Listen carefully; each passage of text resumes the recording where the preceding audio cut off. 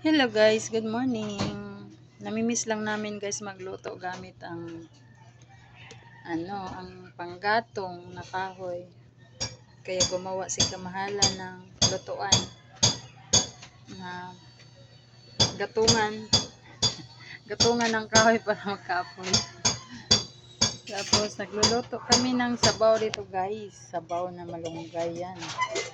Ayan, malaki na kumulo. Nilagay ko na siya, hindi ko na pinakulo muna yung tubig kasi para diretso na. May timpla na rin yan.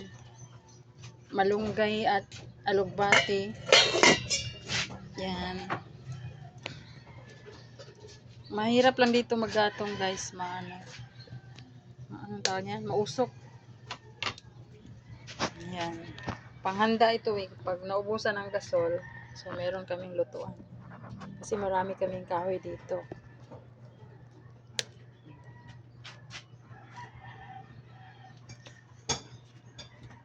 Tapos tipid tipid na yan sa gas guys.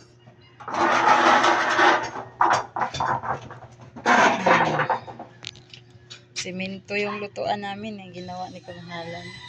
Ay, hindi pala siya mainit dito na. Ano? Kaso yung naging itim na.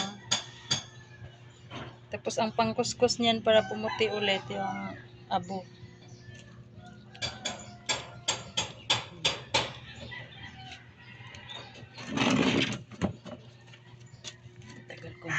Tapos ito Kamahalan, huwag mong itapon yung abo niya. Yan yung gamitin pang kuskus.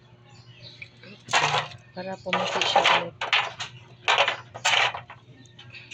Kasi pag matagalan nito wala na yan. Wala na pag-asa pumuti. Pansiga na. Yan, malapit na. Matagal na siya kumulo kasi hindi masyadong yung panggatong. Masarap dito mag-ihaw-ihaw. Kulingan. Ano yung gusto mong ihawin? Bangos? Tilapia. Malapit ng kumulo yan. Timplada na yan lahat. Nandyan na nilagyan ng asin.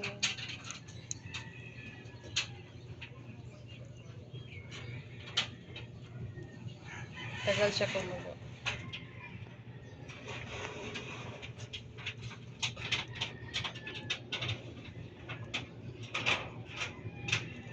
Malapit na yan. Ayan, may usok-usok na siya guys. Oh, malapit na. Kunting push na lang.